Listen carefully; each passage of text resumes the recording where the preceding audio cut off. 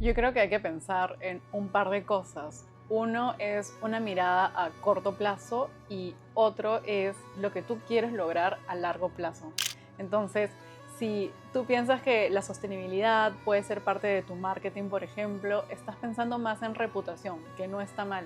Pero realmente, ¿qué quieres hacer? ¿Pensar en el corto plazo o te importa lo que tú dejas como legado como empresa, el largo plazo, el impacto real? Es una pregunta que yo le haría a ellos realmente. Si bien yo creo que tenemos que cambiar el mindset cultural del Perú o del peruano para que adopte esta tecnología y deje atrás ese escepticismo, también tenemos algunas trabas o obstáculos legislativos, de regulación. Me encantaría que hubiesen muchos más incentivos de lo que realmente tenemos. Es pensar un poquito más allá, sí, es cultural, pero también hay algunas cosas que nos podrían apoyar muchísimo si es que se comienzan a implementar y comienzan a hacer la nueva norma, el nuevo estándar. Entonces todo converge, realmente en todo importa. Bienvenidos a Camino al Primer Millón, un espacio que no existe para hablar de tendencias, sino de algo más exigente y duradero. Las decisiones que se toman cuando uno elige construir desde una convicción. Hay una palabra que hoy aparece en casi todos los reportes anuales, en casi todas las presentaciones corporativas, en casi todos los discursos de liderazgo: sostenibilidad. El problema es que cuando una palabra está en todas partes, pierde peso, se vuelve decorado. La invitada de hoy no la usa como decorado, la usa como criterio de construcción, como razón de empresa, como respuesta a una pregunta que se hizo trabajando desde adentro de una de las compañías de energía renovable más importantes del mundo y que decidió traer de regreso al Perú. Esa decisión tiene nombre, tiene estructura y hoy nos va a contar lo que implica apostar por un país desde ese lugar.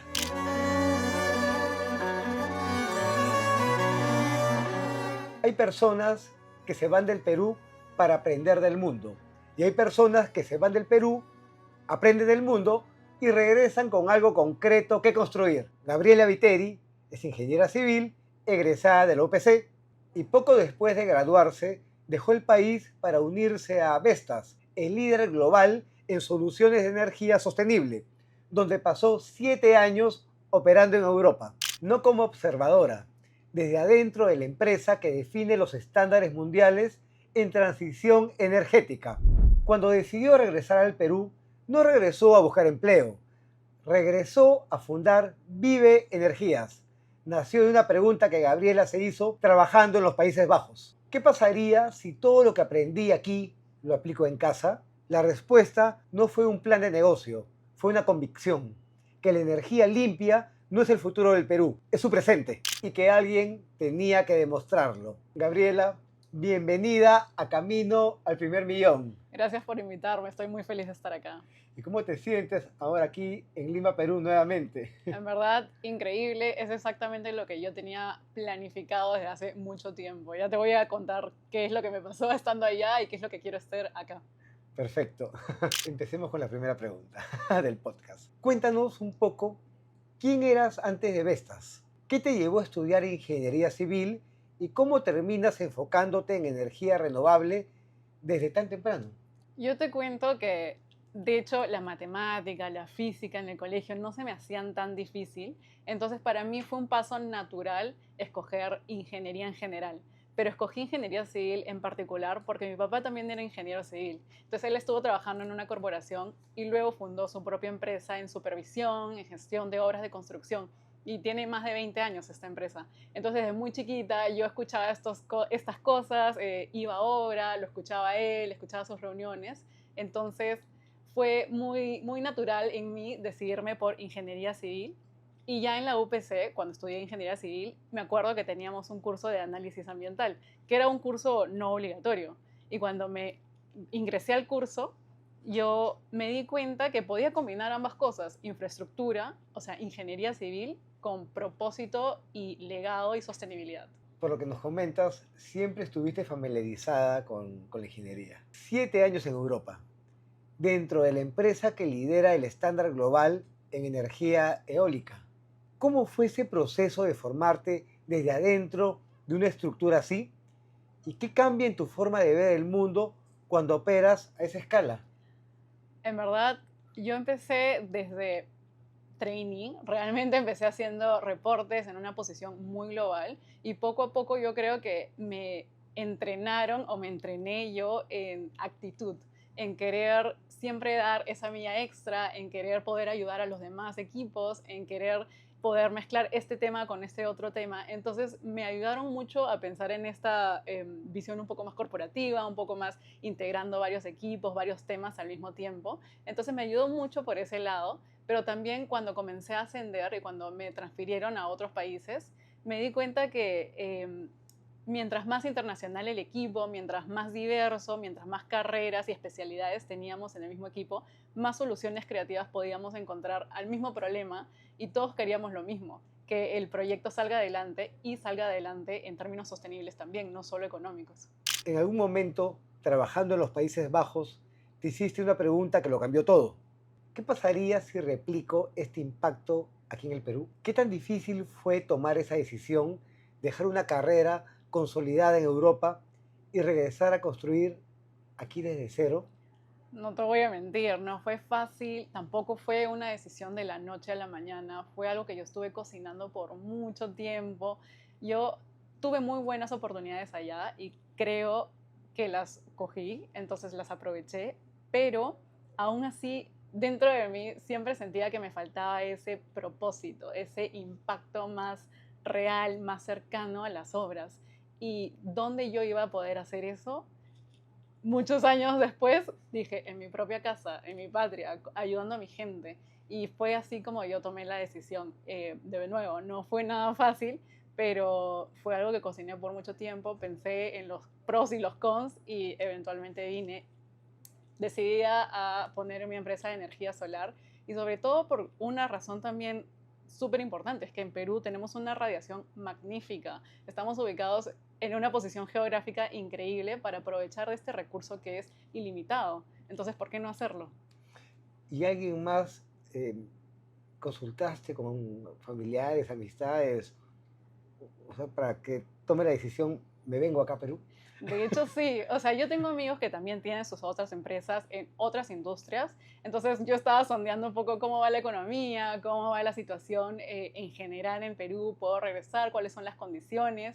Y yo sé que sí, si queremos, sí podemos hacer lo que estamos pensando. Entonces, claro que sí, lo consulté con la almohada un montón de veces también y con mi familia y las circunstancias. Entonces, al final tomé esta decisión. Esa es la mejor decisión. Espero que sí. Sostenibilidad es hoy una de las palabras más usadas en el mundo empresarial y justamente por eso ha perdido precisión. Tú lo has vivido desde adentro de una operación global. ¿Qué diferencia hay entre cómo se practica la sostenibilidad en Europa y cómo se declara en el Perú? Mira, yo te doy unos ejemplos prácticos del día a día allá en Europa y luego un poco más corporativo.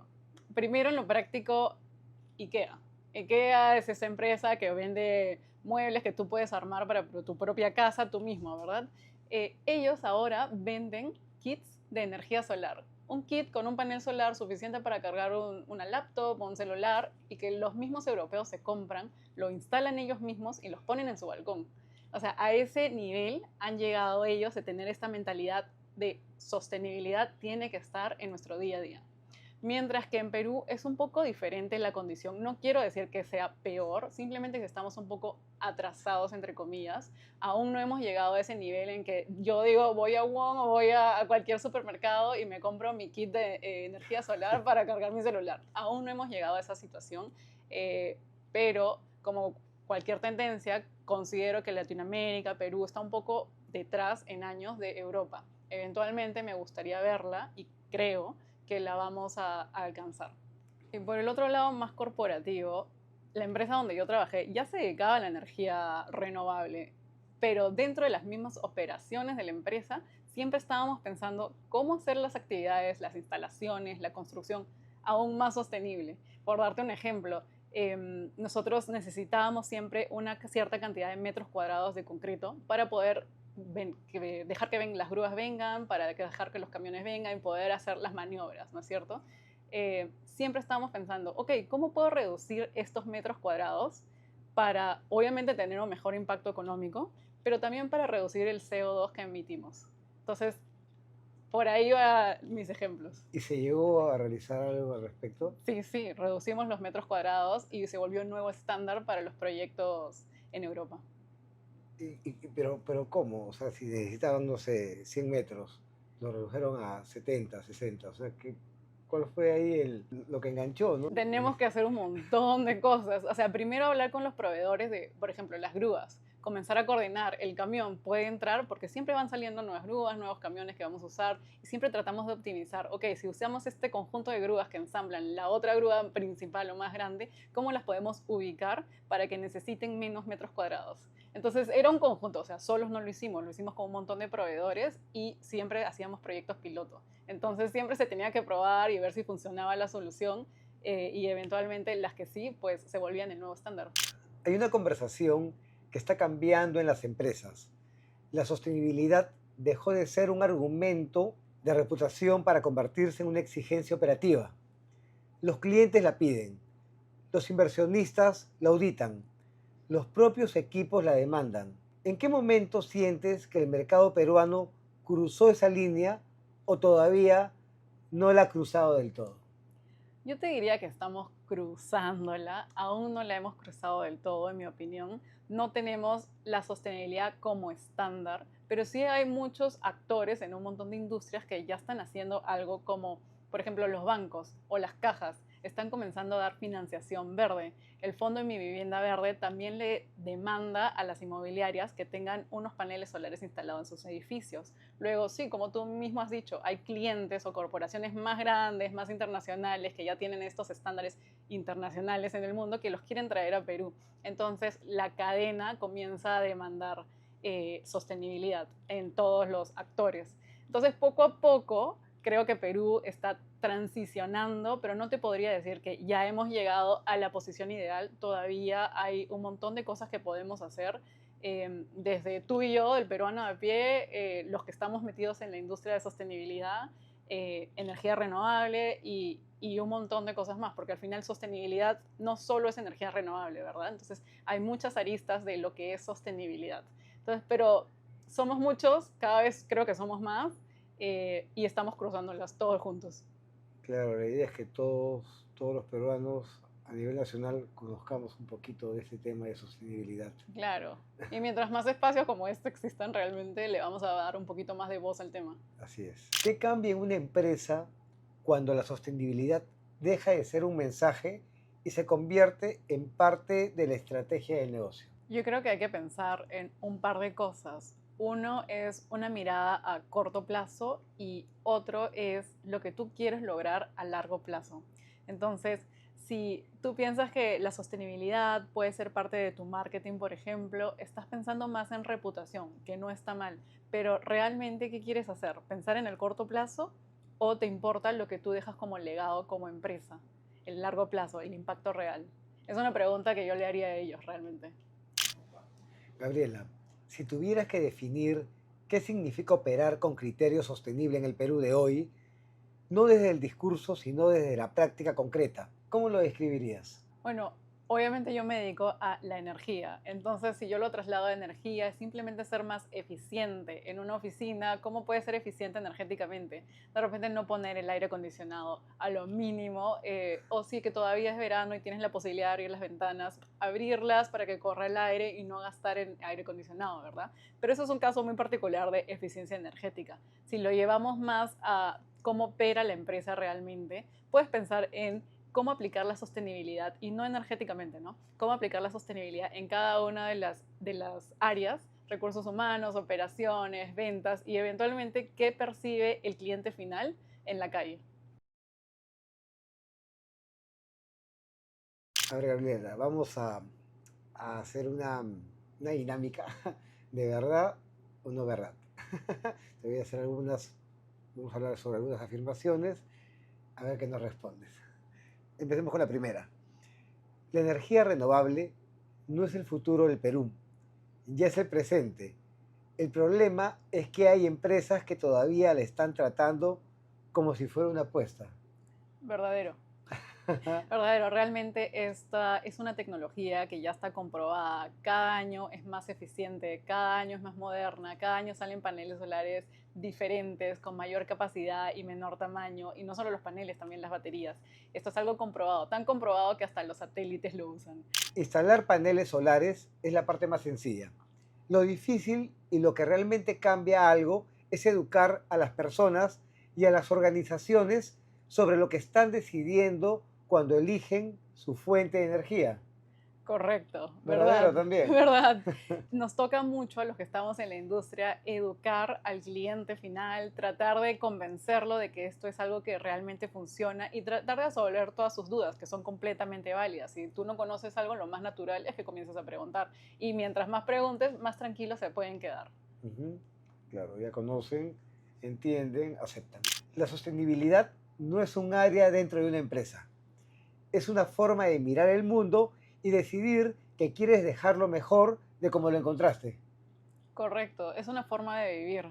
Realmente es pensar más allá de tu impacto hoy en día y pensar en tu legado, en lo que tú quieres dejar a tus siguientes generaciones y a la humanidad en general. El mayor obstáculo para la transición energética en el Perú no es técnico ni regulatorio. La creencia de que estas tecnologías son costosas, poco confiables o simplemente para otros mercados. ¿Verdad? A medias. Porque si bien yo creo que tenemos que cambiar el mindset cultural del Perú o del peruano para que adopte esta tecnología y deje atrás ese escepticismo, también tenemos algunas trabas o obstáculos legislativos, de regulación. Me encantaría que hubiesen muchos más incentivos de lo que realmente tenemos. O sea, es pensar un poquito más allá, sí, es cultural, pero también hay algunas cosas que nos podrían apoyar muchísimo si es que se comienzan a implementar y comienzan a hacer la nueva norma, el nuevo estándar. Entonces todo converge, realmente todo importa. Terminando la dinámica de verdad o no verdad, Gabriela, pasemos a lo siguiente.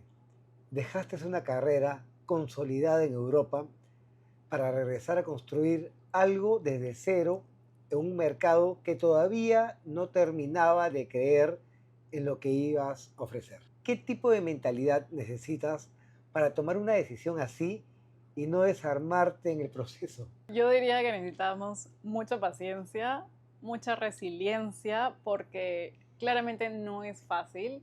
Estamos, como ya hemos conversado, luchando un poco con este cambio cultural, este escepticismo, la falta de legislación o incentivos económicos. Entonces es mucha paciencia, es mucha convicción en que realmente lo que estás haciendo es lo que quieres hacer. Yo creo que lo que me ayuda a levantarme todos los días es la pasión por realmente por lo que hago, por instalar cada panel, como te decía, porque cada panel al final cuenta y cada proyecto que terminamos, si bien ha tenido altos y bajos, creo que al final de cada proyecto con el equipo estamos, lo hicimos, vamos al siguiente. Es algo, una descripción, bueno, realmente indescriptible. No puedo poner en palabras la emoción cada vez que terminamos cada proyecto y eso es una de las cosas que me dice, ya vamos para adelante, vamos para el siguiente, poco a poco si se puede. Perfecto, es lo que te motiva. Totalmente. Gabriela, has hablado de que cuando llegaste al Perú enfrentaste escepticismo, que lo tradicional seguía siendo la norma y que convencer no era fácil. ¿Cómo aprendiste a separar la resi- ¿Cómo aprendiste a separar la resistencia del mercado de la duda sobre ti misma? Realmente en el camino aprendí que si alguien me decía que no, o no me respondía, o me decía para más adelante, no me estaban rechazando a mí en particular, sino, o a Vive Energías, Ujú. sino necesitaban más tiempo. O esta solución no es para ellos en este momento. Es simplemente pensar en eso. No lo tengo que tomar tan personal, digamos.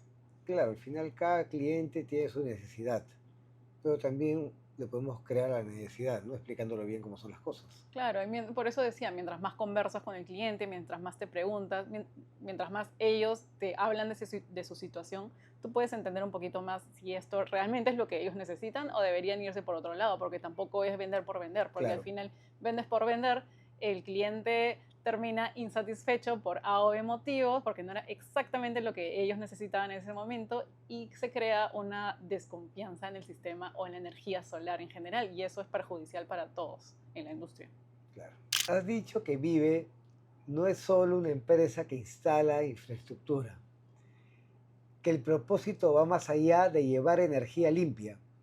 Quieren inspirar a las personas a replantear cómo viven, consumen e impactan el mundo. Eso es una declaración muy grande para venir de una empresa joven en un mercado escéptico. ¿Cómo sostienes esa convicción en el día a día, cuando la operación exige y el propósito todavía está en construcción? La operación exige muchísimo y nosotros hemos aprendido mucho en este año y medio, 2 años que hemos regresado a Perú. Em, pero es eso, tener la convicción de que esto es realmente lo que tú quieres hacer. Obviamente no tenemos la brújula o la bola que nos diga exactamente qué va a pasar en el futuro, si esto es lo que voy a hacer por el resto de mi vida, pero hoy en día yo te puedo decir eso, ese es el legado que yo quiero dejar, eso es a lo que yo le estoy echando ganas. La gente en el equipo también creemos en esto y nos gusta. La pasión es primordial realmente. Y terminan contentos de terminar un proyecto y el siguiente será un nuevo reto, ¿no? Totalmente. En verdad todos los proyectos son completamente diferentes, a pesar de que sean on-grid, híbrido, off-grid, y tú hayas terminado un on-grid y el siguiente sea on-grid, siempre te vas a encontrar cosas completamente diferentes, retos diferentes, desafíos diferentes, pero cada vez que lo terminamos miramos atrás y celebramos esas pequeñas victorias. Así que paso a paso creo que la vamos a lograr. ¿Y nos podrías dar unos ejemplos sobre lo que acabas de comentarme, cómo llegan a terminar el proyecto y quedan súper contentos de realizarlo? Sí, claro. Mira, nosotros hemos hecho proyectos on-grid, o sea, conectados a la red, es decir, es una combinación de la energía solar con la red energética pública. Ajá. Entonces, las dos trabajan simultáneo. Obviamente se prioriza la energía que tú produces del sol. Luego también hemos hecho lo contrario, off-grid, fuera de la red, donde por A o B el cliente no tiene red o quiere desligarse de la red pública y quiere depender solamente de los paneles solares, pero ellos funcionan en el día, entonces necesita un sistema de energía, de almacenamiento de energía, que son las baterías, y ellos dos conjugan y juegan en conjunto, los paneles solares y las baterías. Y el otro, el híbrido, tenemos un mix entre ambas opciones. Tienes la red, tienes los paneles solares, pero por motivos o problemas de red, cortes, apagones, el cliente decide que independizar algunos circuitos y ponerle energía para que cuando tengas esos problemas, esos apagones, las baterías puedan inyectar energía a esos circuitos y no pare operaciones y no tenga en ningún momento falta de luz. Excelente, ahora sí nos quedó clarísimo. Y adicionalmente tenemos otro sistema que es un bombeo solar. Entonces es perfecto para las agrícolas o las avícolas, los fundos que están en la mitad de la nada y necesitan bombear agua de sus pozos de agua. Tienen la bomba, pero no tienen la luz, no llega el cable, no llega la red. Ya, Entonces ahí se puede aplicar también un sistema de paneles solares para que puedan utilizar la bomba durante el día y llenar sus reservorios de agua. increíble. ¿Y ya has tenido un proyecto similar a lo que me estás comentando? Sí, en realidad estamos haciendo proyectos todavía de 2 HP, 10 HP de bombas. Todavía no hacemos los megaproyectos, pero quién sabe en el futuro. Energía renovable es una industria donde las salas de decisión siguen siendo mayoritariamente masculinas. Tú llegaste como fundadora, no como empleada, en un sector donde ese perfil todavía llama la atención. Bueno, en este rubro y en varios acá en el Perú. ¿Cómo has navegado en esa realidad sin que se convierta en el centro de tu historia, pero sin ignorarla tampoco? No se puede ignorar, obviamente no podemos tapar el sol con un dedo, em, pero creo que he ido practicando. Honestamente, cuando estudiaba ingeniería civil, la mayoría eran hombres, pero nunca sentí que nos clasificaban o nos decían tú vales más o tú vales menos por ser hombre o mujer o lo que quieras. Entonces, no es algo que me haya perjudicado o que haya sido muy importante durante mi carrera. Obviamente, de nuevo, no se ignora, ¿verdad? O sea, es una realidad. Eh, Cuando ya estaba trabajando en energía renovable en Europa, tuve, digamos, la suerte de que tenía jefes o equipos muy internacionales, donde realmente lo que importaba era cómo aportabas tú, cómo sacamos el proyecto adelante. Es una empresa que tiene sus políticas de diversidad, de inclusión, etcétera, muy bien formadas y en el día a día de las operaciones. Entonces, me ayudó a practicar a que eso realmente no importa. Realmente lo que tú quieres hacer es ayudar a la humanidad, no importa cómo te vistas, cómo te veas, ni lo que seas, ¿verdad? Entonces, esa es un poco la mentalidad que yo también he traído acá y no siento que me vea perjudicada. Al contrario, yo creo que conozco un montón de amigos y amigas, he conocido gente increíble en esta industria acá en Perú y lo que me aportan, siento, es esa energía, de llevar adelante esta industria, de trabajar en energías renovables, sacar adelante proyectos y no quién eres ni cómo te veas. Pero lo que interesa acá es el conocimiento, punto. Es totalmente cierto, estoy de acuerdo. Va para verdad y reto. Bueno, Gabriela, antes de cerrar, hay una pregunta que le hacemos a todos nuestros invitados. No tiene respuesta técnica ni fórmula concreta. Has dejado Europa con una carrera consolidada para construir algo desde cero en un mercado que no terminaba de creer en lo que traías.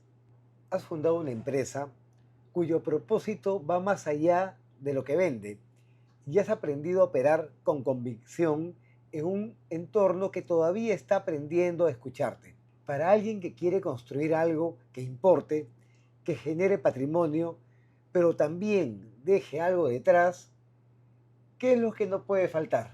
Lanzarse realmente es un camino riesgoso, pero todo tiene riesgos, ¿verdad? Y mientras más alto el riesgo, más alta la inversión o el impacto. Entonces yo creo que simplemente es esas ganas, no perderlas. De repente el camino obviamente es difícil, flaqueamos en algún momento, rodearnos de nuestra persona vitamina o de nuestro entorno emocional para que nos ayude un poquito, pero recordar por qué estamos haciendo las cosas. Claro, hoy día pasó de una manera, mañana será otro día, ¿no? Totalmente, totalmente. Sí, si necesitas un coach empresarial, consíguete un coach empresarial. En verdad, sí, hay muchas formas en las que sobrellevar estos caminos. Toda empresa o toda creación de empresa va a ser difícil. No hay una fórmula mágica, como tú dijiste, no hay una forma perfecta de hacer las cosas. Es simplemente pensar que, ok, lo voy a hacer esta estrategia, si no me salió bien, no la vuelvo a hacer nunca más y voy a implementar una nueva siguiente. Gabriela, muchas gracias por la entrevista. Súper energía, pero a mil. No sé si tendrás algo más que decirles a nuestros seguidores, a nuestros oyentes. Sí, claro. Si tienen alguna duda sobre energía solar, sobre cómo funciona, si están pensando en instalarlo, pero les falta ese saltito para salir del escepticismo de que hemos conversado, pues yo encantada que nos contacten en LinkedIn, en Instagram o por la página web. Encantados nosotros de poder ayudarlos en esta transición energética. Y nada, muchas gracias por invitarme, por este espacio y espero verlos pronto. Muchas gracias a ti. Súper contento de tenerte aquí con nosotros. Gracias. Esto fue Camino al Primer Millón. Si esta conversación te dejó una idea nueva, compártela. Y si quieres seguir explorando cómo piensan, invierten y construyen los que juegan a largo plazo, síguenos en las redes de Carrillo Royalty. Ahí encontrarás nuestras próximas ediciones junto a todo el contenido que seguimos creando para los que invierten en serio. Nos vemos en el siguiente episodio de Camino al Primer Millón.